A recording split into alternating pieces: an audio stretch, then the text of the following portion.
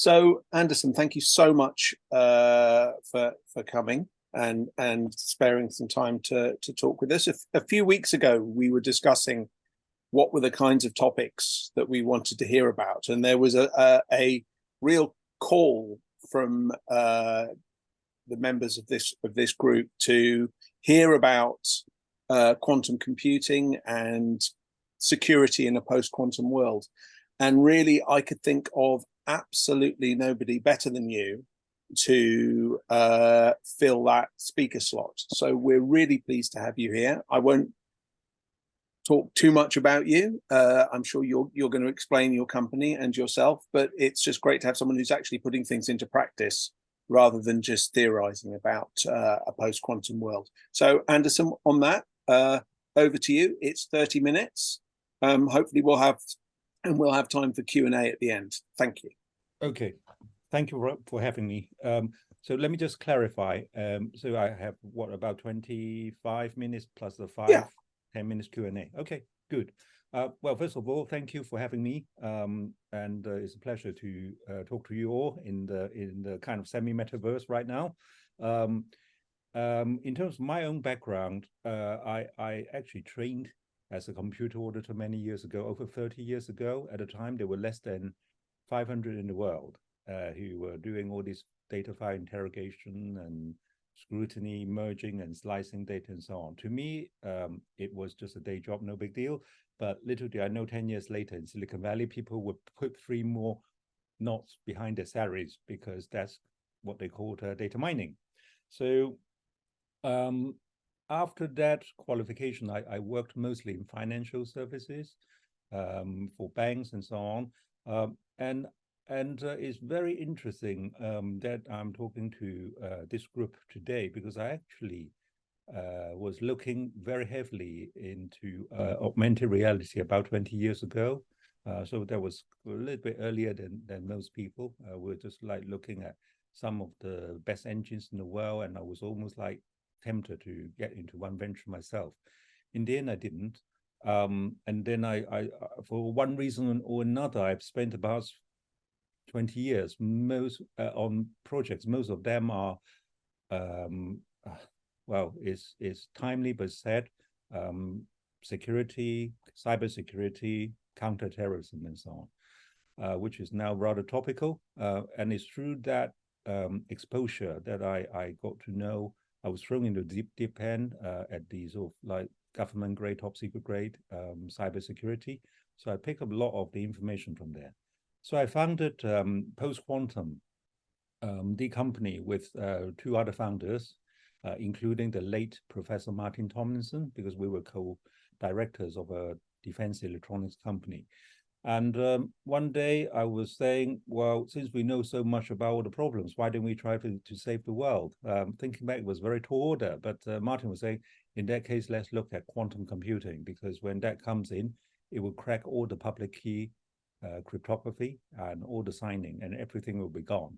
And that's how we started back in 2009. So as Chad was saying, right now, there's quite a few what we call post-quantum cryptography, PQC companies cropping up, but hardly anyone is actually doing anything solution-wise, especially in software. A lot of them are just coming off labs, but because we've gone through that path before, so I'm delighted to be sharing that with you today. Okay, so just a quick intro of what quantum computing is. Contrary to public belief, a quantum computer is actually useless in most things. So I think after this half hour, you guys will become more expert than most people in the world, because in the classical world today, what we have in chips is actually extremely fast, because it can do a lot of serial computations a second. In comparison, a quantum machine is useless because it cannot do things seriously very quickly, but what it can do extremely well is to do parallel processing simultaneously, like millions of tries in one go. So a lot of people have been saying, okay, for quantum, you have sort of like the obvious medical breakthroughs, protein folding and molecule remodeling and so on.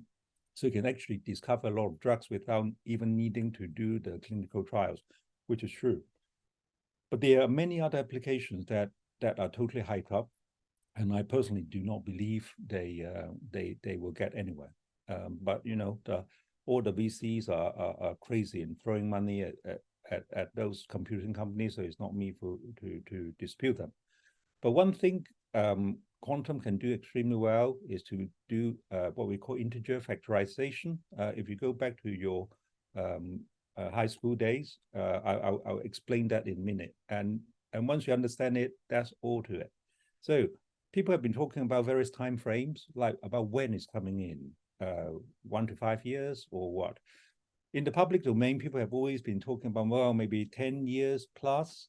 In the cyber world, maybe 5 to 10 years. But in the intelligence world, I've seen quite a big change in attitude.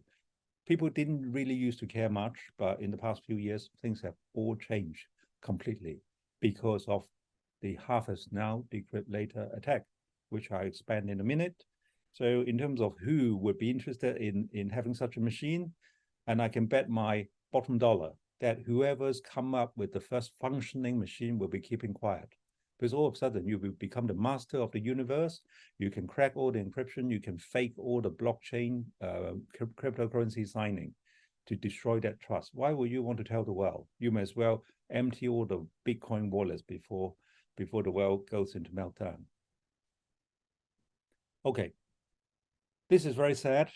Right now, we are seeing it real time. The current war scenario requires a lot of physical interaction. You need an army or air force or whoever to go in and to destroy structures, infrastructures, and so on. You get a lot of physical damages, and these are very highly localized impacts. So although they look dramatic, but you see a few buildings gone here or there. But is this systematic? It's not, because you do need to deploy a lot of ammunition to do that. In a quantum war scenario, things will be very peaceful because you just will not see any damages. It's just like everything will stop functioning, whether it's your electricity grid, your power plant, your gas works, your payment system, or your transportation system. It will just cease to function because everything uses public key cryptography. Even on this video call that I'm making to you, sharing this deck with you right now, we have to go through the public key exchange and so on. So if you have a hacker who can come into the middle, then they can actually fake who I am and start diverting you to some fake sites and so on. Okay, so I have talked about timelines. This is a very famous matrix devised by Michaela Mosca. So it's become the industry standard about when quantum is likely to come in.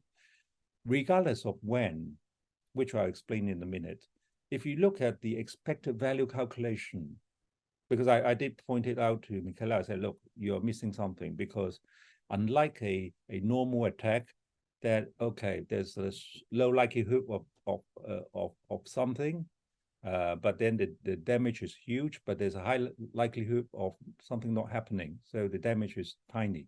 But in a quantum attack, however tiny the likelihood, if it did happen, the damage will always be 100%, because once the encryption is gone, once what we call the RSA or elliptic curve cryptography is broken, it doesn't matter whether you want to double or triple the key size, it still will not work. So your impact is always at 100%.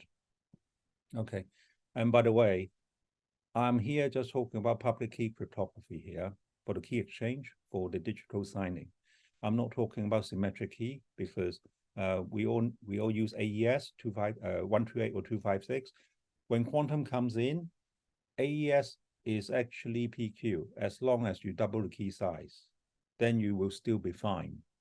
But public key cryptography is RSA and elliptic curve. These are the two standards widely used in the world today, and migration will take a very long time. So the NIST competition, which came out in 2016. They actually looked at a number of cryptography classes like error correcting code base, lattice based, multivariate, and super singular isogeny. Okay. But now they have already come up with the first standard. They have already chosen Kyber, i.e. a lattice system, to be the first encryption and key exchange mechanism. So we did submit our code base, which is currently in round 4.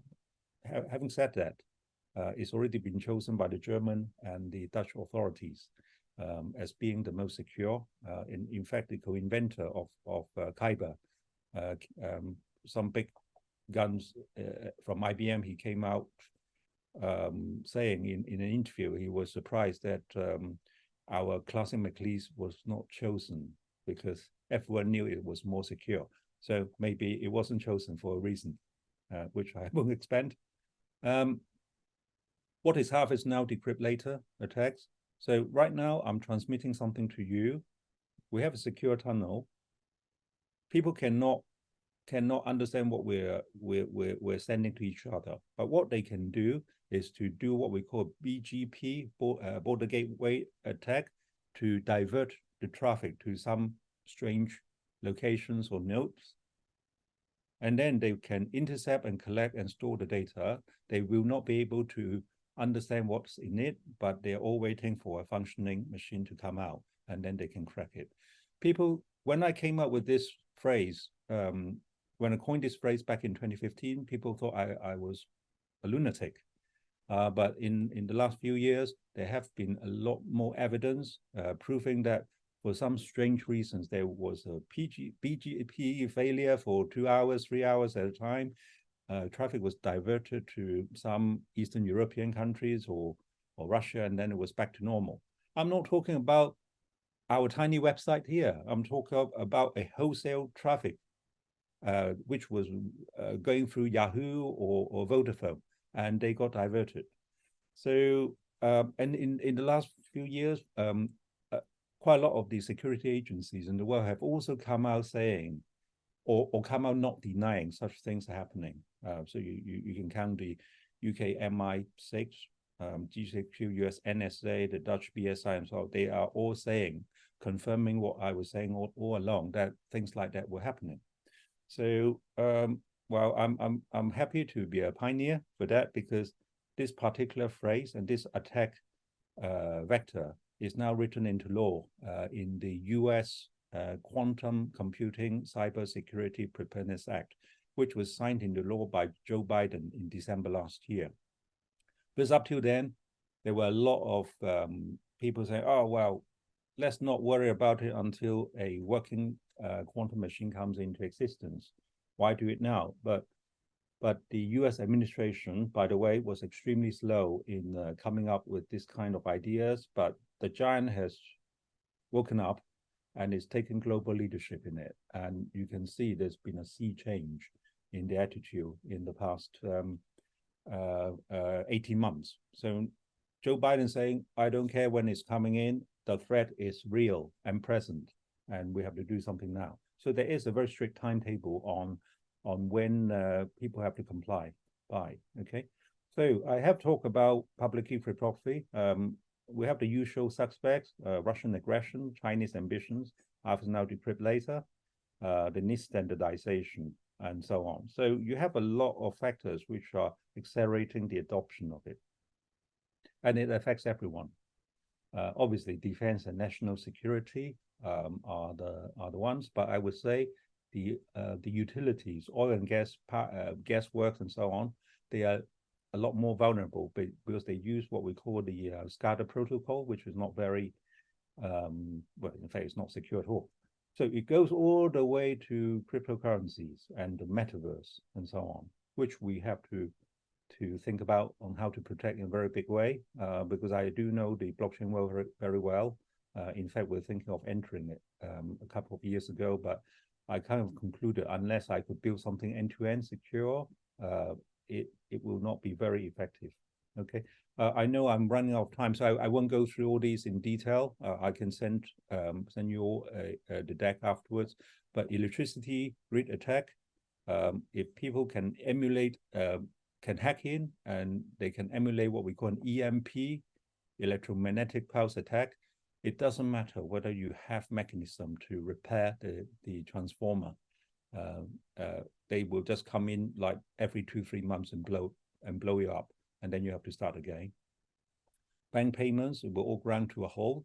By the way, I'm not even scaremongering, because people are now starting to pay attention because of the harvest now, decrypt later, the handle risk.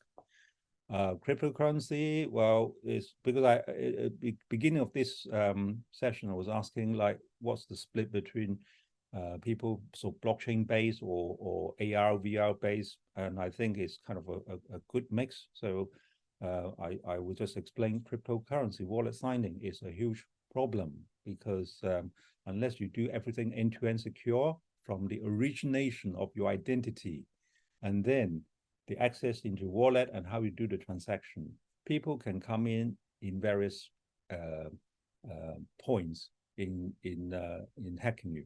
So unless you have something end-to-end, you're at risk. Now, solutions.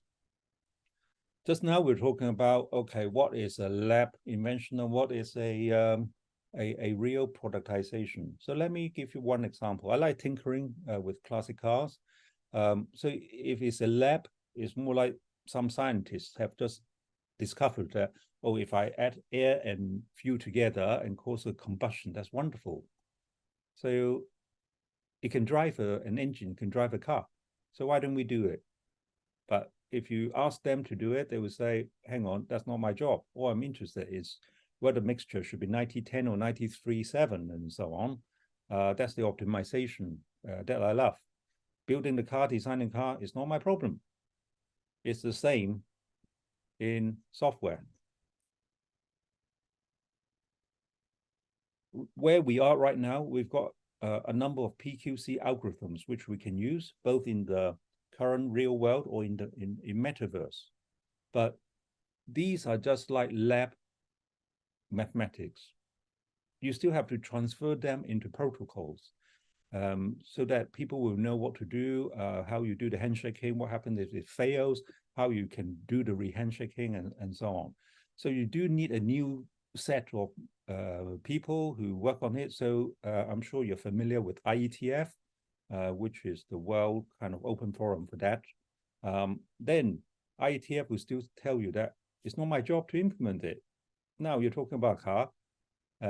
You have to think about the usability, robustness, the security, the key management, and then how to get it all the way through the certification, the use cases, and so on before you can implement it. Okay. So to me, a quantum safe ecosystem is called for. It's actually very simple. As an old-fashioned trained computer auditor, I can tell you nothing is fancier than input, processing, output with secure transmission in between. If you work on these building blocks, you can create anything you like. So to me, identity is the most important, especially in the metaverse, because if you've got it wrong, the wrong person who's got the right credentials will have got in. They can fake your avatar, they can fake your payment, they can steal the stuff without you knowing what the true identity is. So to me, I've even coined a new term for it. I would call it gateway of things. It's a bit like IoT, but you need a proper and secure ID for you to do the GOT stuff, because in the metaverse world, I mean, you are an avatar or someone hidden, and because of that authenticated ID, it allows you to do a lot of stuff. So we have to think about attestation. I don't know whether I'm preaching to the choir here. So unfortunately, I do not know your backgrounds. So authentication, ID is entirely different from attestation. I would say in the metaverse, attestation is much more important because you obviously want to keep your privacy, your identity, but someone somewhere will need to have authenticated your entire credentials before you can do follow-on transactions. Okay, so this is how I would see it in the real world, sort of like in workflow solutions and so on. And then you need secure VPN tunnels and workflow solutions, collaboration tools, and so on. It's similar in the Web3 world. I would say if it's cryptocurrency, of course, you have to think about the underlying blockchain. Ethereum is not PQ, and I've been saying it for about 7 years now. I was almost thrown out of a conference by saying blockchain had immutability, but no security. But now everyone is agreeing. And the next thing is identity, and then key management, inheritance, asset custody, and so on. What is most important also is on your key recovery. What happens if you lost it? What happens if you want to pass it on to your loved ones? How are you going to make it work, still preserving that privacy? That is a big topic. Again, we've got a number of patents on it. I've been preaching about it for about 3 years now. I'm pleased that now the Web3 world is now looking at it, having dismissed me quite some time ago. So to me, the way I would do it is I would have a Lego bricks approach. So you have all these components, and identity, multi-party approvals, secure messaging, transmission, and so on, but all with quantum PQC cryptography as the underlying foundation. And then you wrap the whole thing end to end with a software wrapper. So you have to pay attention that everything has to be end to end. Okay, so for example, if now I'm talking to you via an internet link, and if we don't trust each other, if we have not even met, we can actually use, well, here I'm using non-media because that's our ID solution, so that we can authenticate each other before we can even come on the line. And then the transmission should have a PQ VPN. And then if we need to do any messaging and so on, we have PQ chat. It's similar to WhatsApp, but it's quantum safe. And then if you need to make multi-party decisions, you should use quorum. So this is how I see the schematic working out. A little bit on our sort of zero trust ID. The look and feel are very much like what you see everywhere, because if people are already familiar with this kind of look and feel, there's no need to reinvent it. But the entire background is entirely different because, as you know, processing power is getting more and more, and now with quantum coming in, deep faking is actually a big problem. And a lot of the banks and cryptocurrency wallets and so on, people are all using just one factor, one biometric factor to lock on either voice or face. But you have to think about how you combine all these together. So we have also got not just MFA, but MFB. So you can combine your voice, your face, your haptics, your gait, your movements, or whatever, if need be. Right now, we've implemented voice and face together, but if people want extras, the architecture is built for that purpose in mind. Okay, secure messaging. I would divert a little bit because it's quite timely as well. When the whole world was dismissing what we were creating back in 2013, 2014, what we decided to do was to tighten our belts and to create a secure WhatsApp to put our PQ algorithm there to prove it could work day in, day out. And that's what we called PQ chat at the time. And we were getting very healthy downloads without any advertising. We were getting like between 8,000 and 10,000 downloads a day at one point. But in the end, we decided to take it off the App Store because I got a call from a friend in GCQ saying, oh, you guys are very famous. I said, oh, really? Why? Because we've just busted a cell and your PQ chat was recommended to there. So obviously it's a wonderful endorsement from the wrong people. But of course, we're not going to help them. So we took it off the App Store. But now I can tell you in the past 3 years, we've been inundated with inquiries wanting us to revive it. And in fact, we're now reviving it for approved entities or nation states, because now people have now worked out you just cannot use WhatsApp or Signal or Telegram anymore, especially in the Metaverse world. And if you guys are still using Telegram, I would urge you to switch it off immediately. There are problems with Telegram. And then if you're using WhatsApp and Signal, they are totally centralized, federated. So you do not have control of what they do with your metadata. And if you have if you're involved in the intelligence world, you will know metadata is much more valuable than data itself, especially in the metaverse. I can actually map out the flow very easily using some of the tools that I'm aware of. If you're thinking using that metaverse to do secure transactions, you have to think twice. Otherwise, why would Facebook pay $19 billion for it when it's claiming it's end-to-end secure, but it's milking the metadata left, right, and center? Okay, quorum's key splitting. I'm very pleased to see, having met with a lot of resistance. Now the Web3 world is finally waking up to it. Now I know there are a number of people building sort of quorum multi-party approval protocols. I have looked at some of them, but they have not factored in the post-quantum elements. So what is the point of doing your key splitting when a quantum machine comes in? They couldn't care less. It can just reconstruct your key based on the bits and pieces of info you have.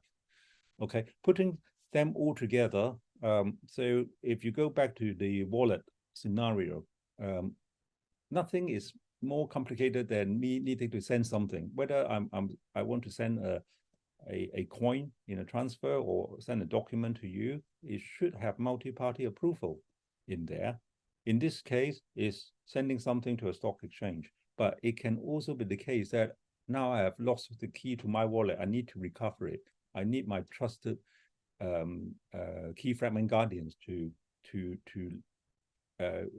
give me access again, or I need to pass on my inheritance to someone else because everything's so virtual now.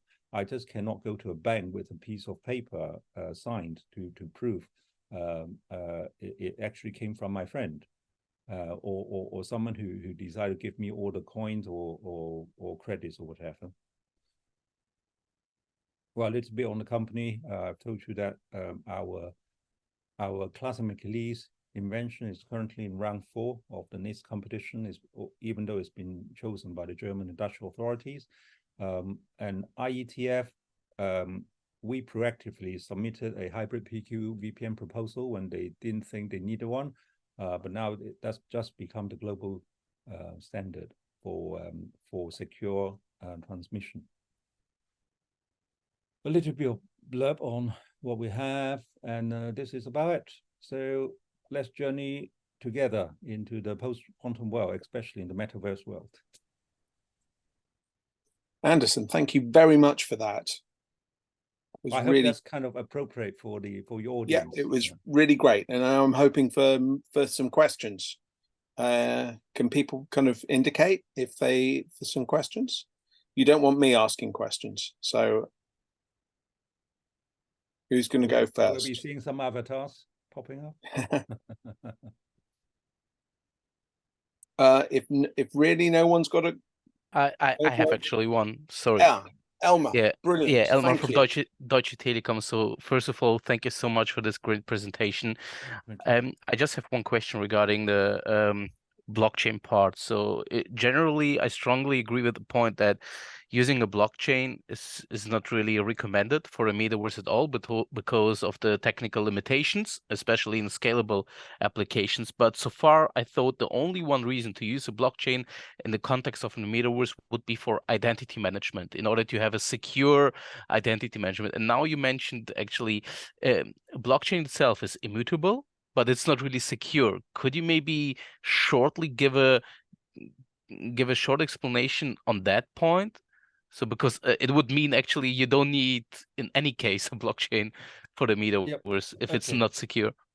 Well, I am I'm actually very well known in the world as the world's largest skeptic of blockchain, because I was invited to a blockchain conference back in 2016.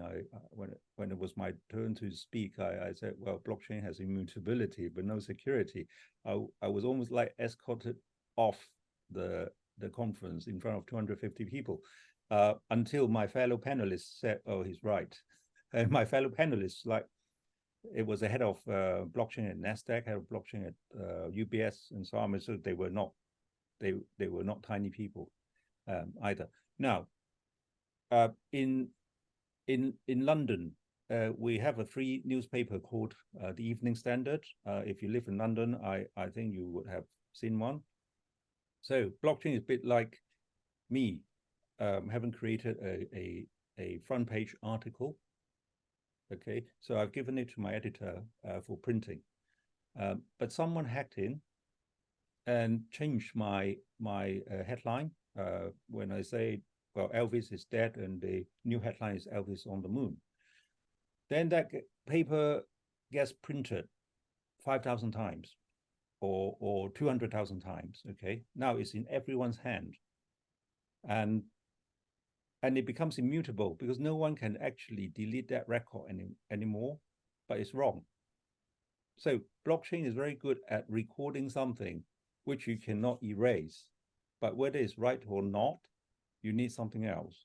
So I've been saying since 2015 that you need identity before you can send stuff up to the chain, because otherwise the wrong person will have got the right credentials to send the wrong stuff to the chain. So identity, obviously it comes from well, people talk about MFA authentication. So normally it's my, if I have to go through the KYC, it's my passport, details, photos, date of birth, my biometrics, my whatever. So this is something that you have to guard really for the rest of your life, if not longer.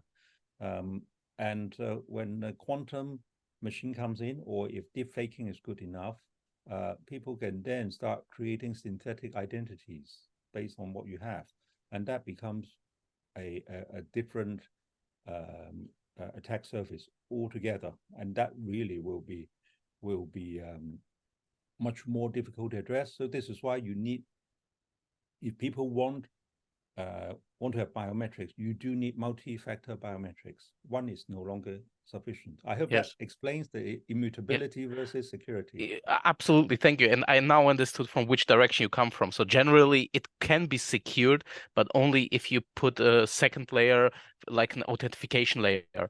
So which proves that you are the person who really edited this information about yourself, and it's nobody else. I got your point. Thank you. And Thank you, the other point I would say, which is as important, which hopefully I can convince the rest of the world to listen, is we all see blockchain as like the end game.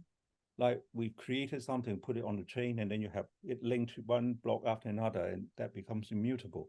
To me, I can actually make use of the blockchain the other way around. I can actually extract info from there. So for example, if I have to perform something, some computation or whatever, I need to use certain factors like timestamps or something else. I can actually preload, or you can preload certain things up on the chain, and then I have to take it from there for me to do my follow-on computation. And then if there's an argument, we can all go back to that point. So I hope you can understand what I'm saying. It's the other way round, because yes, I know. I know what you mean. Yeah, and that becomes much more powerful for you to use the chain. Yeah. Andersen, thank you very, very much.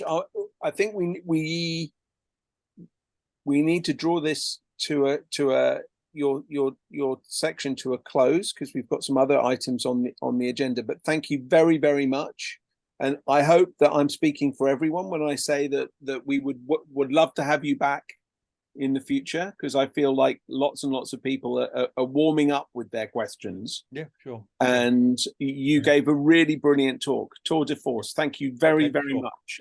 Sure. I mean, I've got a lot of ideas in the metaverse, having been looking at it for 20 years now, and so yeah, especially now in terms of the quorum things, I think that is going to be the solution, if I may say so. Okay. I better blockchain my comment so that you can look at it in 10 years' time.